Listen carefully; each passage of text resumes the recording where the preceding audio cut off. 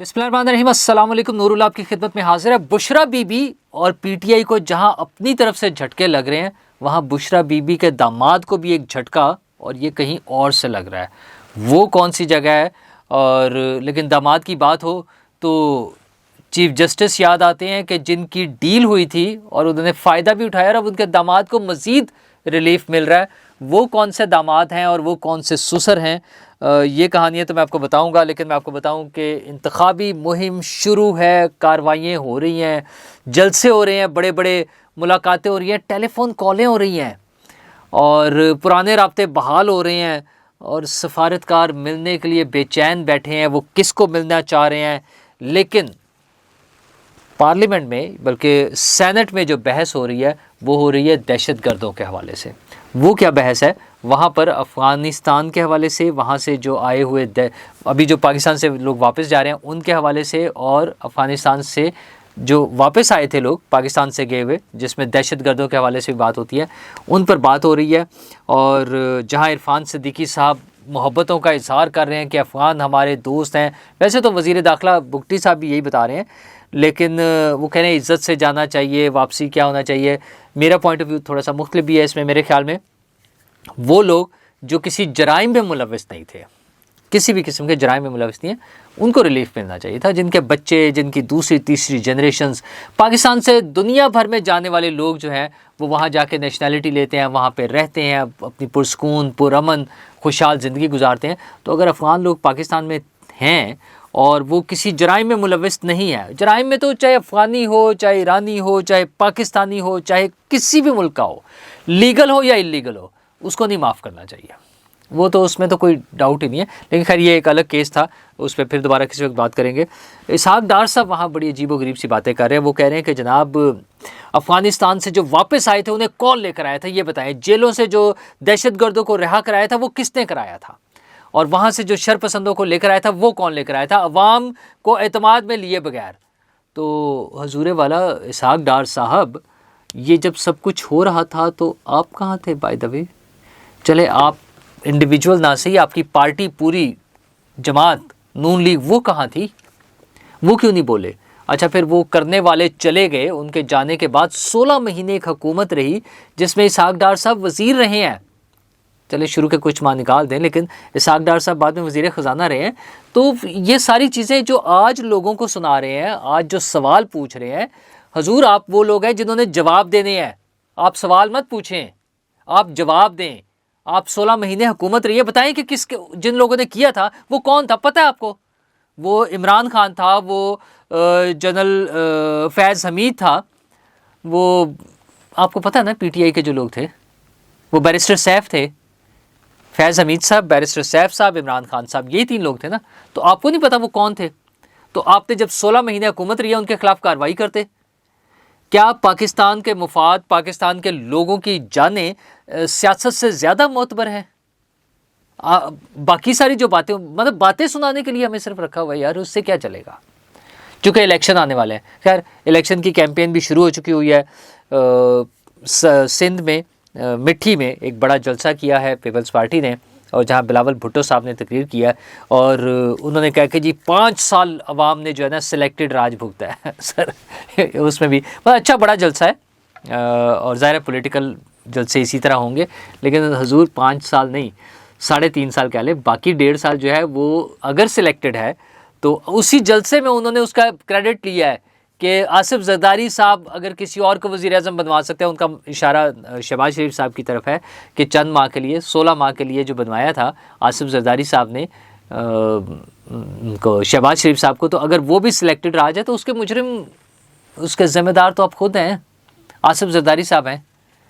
تو خیر لیکن چونکہ پولیٹیکل باتیں ہوتی ہیں، انہوں نے بلکہ اس کو تحریک انتشار 9 مئی کے حوالے سے بات کریں۔ خیر 9 مئی تو ایک ایسا ایشو ہے جس پہ سبھی کا، سوائے پی ٹی آئی کے چاہنے والے یا ہمارے کچھ دوست ہیں جو دانشور ہیں، وہ اس کو جسٹیفائی کر لیتے ہیں۔ ادروائز یا پچھلے دنوں سہیل وڑائی صاحب نے بھی کوشش کی اس کو جسٹیفائی کرنے کی، ناکام کوشش، لیکن یہ کہ ادروائز تو سب کو اندازہ ہے کہ 9 مئی ایک شر پسندی، ایک دہشت گردی، ایک بغاوت کی کوشش تھی، اس پہ کوئی معافی والا سین نہیں ہے۔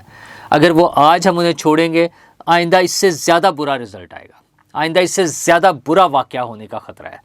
تو اس لیے اس کو تو یار پتہ اچھا پھر ہوتا ہے وہ فلاں کو نہیں کیا فلاں کو، یار اس کو بھی کر لیتے نا. اگر پہلے کسی غلطی کو نہیں روکا گیا تو اس کا یہ مطلب نہیں ہے کہ آج والی غلطی کو بھی نہ روکا جائے. جو غلط ہے وہ غلط ہے. تو وہ انتشار، تحریک انتشار ہے. تو دوسری طرف وہ مہنگائی لیگ کہتے ہیں نون لیگ کو. اچھا وہ 16 ماہ کی جو حکومت ہے، اگر وہ مہنگائی لیگ ہے تو اس حکومت کا تو حصہ تھی پیپلز پارٹی. بٹ بہرحال انہوں نے اچھا بڑا جلسہ کیا ہے، اور اس جلسے میں عوام کی جو شرکت ہے وہ بتا رہی ہے کہ اب اچھی پولیٹیکل کیمپین جو ہے وہ شروع ہے. دوسری طرف نون لیگ نے بھی کرنا ہے. نون لیگ سندھ میں جانا چاہتی ہے، اور نون لیگ کے پاس 3-4 آپشنز ہیں، مطلب 3-4 پارٹیاں ہیں جن کے ساتھ وہ مل کے جانا چاہتے ہیں. MQM ہے، مولانا فضل الرحمان صاحب ہیں، اور وہ جو پیر پگاڑا صاحب والا GDA ان کی سربراہی میں جو گرینڈ ڈیموکریٹک الائنس بنا ہوا ہے وہ ہے. ان سب کے ساتھ مل کے وہ کرنا چاہ رہے ہیں. لیکن انہوں نے وہاں جو صدر بنا دیے ہیں نون لیگ کے، بشیر میمن صاحب، ان پر خود اپنے نون لیگ والوں کو اعتراضات ہیں. محمد زبیر صاحب کے حوالے سے کوٹ ہو رہا ہے کہ انہیں شدید تحفظات ہیں، ان کے خیال میں انہیں نہیں بنانا چاہیے تھا. ذرا بشیر میمن صاحب سے امپریشن یہ ملتا ہے کہ شاید انہوں نے FIA میں بڑی پرفارمنس شو کی ہے نون لیگ کے لیے، اس وجہ سے ان کو یہ ریوارڈ ملا ہے. اور بھی دیگر مسائل بھی ہوں گے وہاں کی لوکل پالیٹکس میں. تو اس حوالے سے وہاں پولیٹیکل پارٹی کے اندر یعنی نون لیگ کے اندر بھی اس میں تحفظات ہیں، اگرچہ اس کو وہ پبلکلی یا ریکارڈ پر آ کر بیان کرنے کو تیار نہیں ہے. زبیر صاحب بھی اس پر بات کرنے کو تیار نہیں ہے، لیکن بہرحال کیمپین چل رہی ہے. نواز شریف صاحب بلوچستان کے دورے پر سے بڑی پر امید ہے کہ وہاں پر بڑی بہتر تبدیلیاں آ جائیں گی نون لیگ کے حوالے سے، جو ہم آپ کو بار بار بتا رہے ہیں کہ کافی سارے لوگوں نے پارٹی میں شمولیت اختیار کرنی ہے. 22 سے زیادہ لوگوں کا اب نمبرز وہ آ رہے ہیں، اور باپ پارٹی کے ساتھ ان کا انتخابی اتحاد متوقع ہے.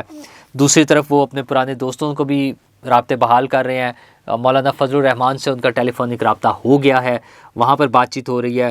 اور جنگ کی خبر کے مطابق، صالح ظفر کی خبر کے مطابق 60 تقریباً سفارتکار جو ہیں وہ کیو میں بیٹھے ہوئے انتظار کر رہے ہیں کہ میاں صاحب ٹائم دیں. تو وہ میاں صاحب سے آ کے ملنا چاہ رہے ہیں. وہ ان کی انٹرنیشنل جو ڈپلومیسی کے حوالے سے ہے اس کو ریفلیکٹ کر رہا ہے. تو میاں صاحب کے لیے تو میاں صاحب کی تو پانچوں گھی میں ہے. وہ تو نظر یہ آ رہا ہے کہ وہ فلائٹ پر ہیں، اقتدار کی فلائٹ پر، بس وہ اقتدار میں آنے کو تیار بیٹھے ہوئے ہیں. تو یہ ساری چیزیں چل رہی ہے. دوسری طرف پرابلم تو صرف PTI کے لیے ہی ہے نا کہ پھنسے ہوئے ہیں بری طرح سے. اچھا باقی تو لیول پلینگ فیلڈ اور یہ وہ رہے گا. ان کا تو بیچارے رونا ہی ہے. وہ حامد خان صاحب کہہ رہے تھے کہ ہمیں تو فیلڈ ہی نہیں مل رہی. لیول پلینگ فیلڈ تو بعد کی بات ہے، ہمیں تو فیلڈ ہی نہیں مل رہی. اور اپیرنٹلی ایسے ہی ہے، کوئی چانس نہیں ہے. نہ وہ جلسہ کر سکتے ہیں، نہ ان کے لوگ انتخابات میں حصہ لے سکتے ہیں ابھی تک. یہ اس کے مطابق کل کو شاید تھوڑا سا کوئی مختلف ہو جائے صورتحال. لیکن بہرحال وہاں جو باقی مسئلے چل رہے تھے وہاں پہ بشرا بی بی کے داماد کو بھی، میاں حیات مانی کا، جنہیں نون لیگ کی طرف سے ٹکٹ ملا ہوا تھا، ان کی بھی چھٹی ہو گئی ہے. نون لیگ نے ان کی بھی چھٹی کرا دی ہے. اور خبریں یہ آ رہی ہیں کہ وہ وہاں سے حلقہ جو پنجاب کا ہے PP 193 وہاں سے فاروق مانیکا صاحب کو ٹکٹ دیں گے، اور بشرا بی بی کے داماد کی چھٹی. تو بشرا بی بی ویسے ہی بیچاری بھگت رہے ہیں. کل پیشی بھی بھگتنے گئی ہوئی تھی، نیب میں بھی کہ پیشی بھگت لیا انہوں نے. وہ سارے ان کے مسائل چل رہے ہیں، لیکن یہاں سے بھی ان کی چھٹی ہو رہی ہے. دوسری طرف ایک اور داماد کی سٹوری ہے، اس کو بڑا ریلیف مل رہا ہے. کچھ عرصہ پہلے جب ہم نے آپ کو بتایا تھا کہ چیف جسٹس صاحب نے جا کے ڈیل کر لیا، اسلام آباد میں بیٹھے رہے ہیں اور اپنے داماد کو بچا لیا. لاہور ہائی کورٹ کے چیف جسٹس صاحب کے حوالے سے بات ہو رہی تھی. علی افضل شاہی جو نون لیگ کے نون لیگ نہیں PTI کے سرگرم رہنما، کارکن، رکن، ان کے وزیر بھی رہے ہیں، 9 مئی میں بھی مطلوب تھے. اور پھر اپنے سسر صاحب کی وجہ سے جناب وہ سیٹنگ ہو گئی، پتہ چلا کہ کوئی انڈرسٹینڈنگ ڈیولپ ہو گئی ہے. وہ ان کو چھٹی مل گئی تھی، ان کو ریلیف مل گیا تھا. اب ان کو مزید ریلیف یہ مل رہا ہے کہ ECL سے اور اسٹاپ لسٹ سے ان کے نام نکل گئے ہیں. مطلب کوئی ان کے لیے کوئی ٹینشن نہیں ہے. اچھا وہی کوئی اور ہو تو پھر ظاہر، ویسے تو مجھے لگتا ہے 9 مئی میں بہت کم ایسے چانسز ہوں گے جب کسی کو ریلیف مل رہا ہو. لیکن بہرحال علی افضل شاہی صاحب کے حوالے سے یہ باتیں آتی رہتی ہیں کہ ان کو بڑا ریلیف مل رہا ہے. اور وہ اب ان کا اس کا ECL سے اور اسٹاپ لسٹ سے نام نکلنے کا مطلب یہ بھی تو ہے نا کہ وہ شاید کہیں رفو چکر کہیں فلائی کرنے لگے ہوں گے. اور ویسے تو کوئی ضروری نہیں ہے، اگر وہ اپنے اس رشتہ داری کی بنیاد پر ہی کھیلنا چاہ رہے ہیں تو پھر وہ کسی پارٹی میں بھی شامل ہو سکتے ہیں. IPP ہے، دیکھیں نا، وہ IPP میں جو لوگ چلے جائیں گے وہ تو ملک کی ترقی کے لیے، اب تو ترقی نظر آ رہی ہے اس میں. حسن نثار صاحب کو بھی IPP کی صورت میں ترقی نظر آ رہی ہے. مطلب اچھا حسن نثار صاحب تو کیا کہنا، وہ جہاں تک منشور کی بات ہے تو ابھی تک ان کے جو منشور میں پوائنٹس اناؤنس ہوئے ہیں وہ نو ڈاؤٹ زبردست ہے. مطلب اگر لوگوں کو مفت بجلی ملنی ہے، اگر بنیادی تنخواہ زیادہ ہو جائے گی، اگر بے گھر لوگوں کو پلاٹس مل سکتے ہیں، اگر پیٹرول جو ہے ہاف پرائس پر مل سکتا ہے موٹر بائکس والوں کو، تو نو ڈاؤٹ عام آدمی کے لیے تو یہ سہولتیں ہیں نا. وہ کم از کم چلے منشور میں تو اناؤنس کر رہے ہیں نا. جس طرح عمران خان صاحب نے 1 کروڑ نوکریاں اور 50 لاکھ گھر کہے تھے.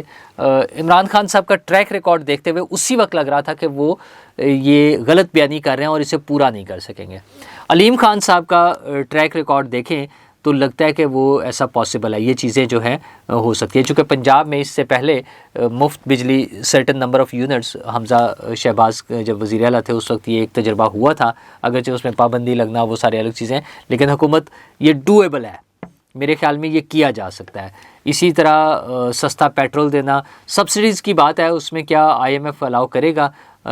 IMF کی طرف سے اگر اجازت مل جائے تو حکومتیں، صوبائی حکومتیں کوئی اس کا مینیج کر سکتی ہیں. تو علیم خان صاحب شاید اس کو کچھ کر سکیں. ان کا ٹریک ریکارڈ ہے سوشل ویلفیئر کے حوالے سے کہ وہ ایسے کام کرتے ہیں.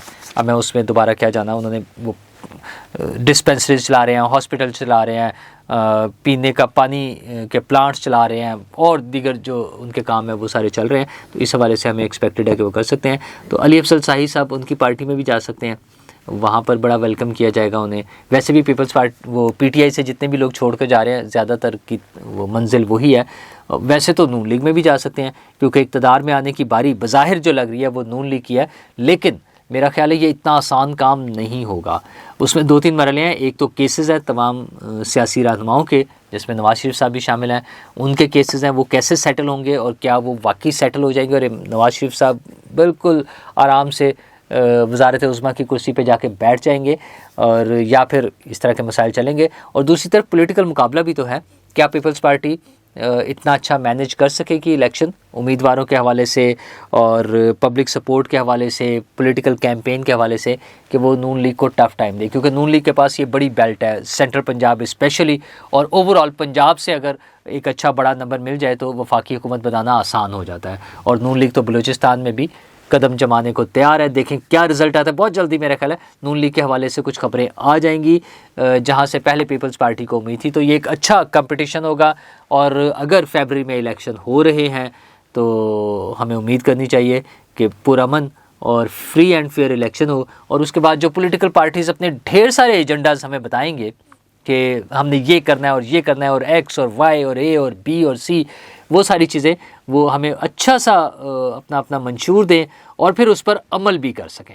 تو دیکھتے ہیں کیا منشور آتے ہیں اور کیا نتیجہ آتا ہے، اور اس کے بعد ہمارے لیے کیا پریکٹیکل نتیجہ آتا ہے، اور اس منشور پر کس کے منشور پر کتنا عمل ہوتا ہے.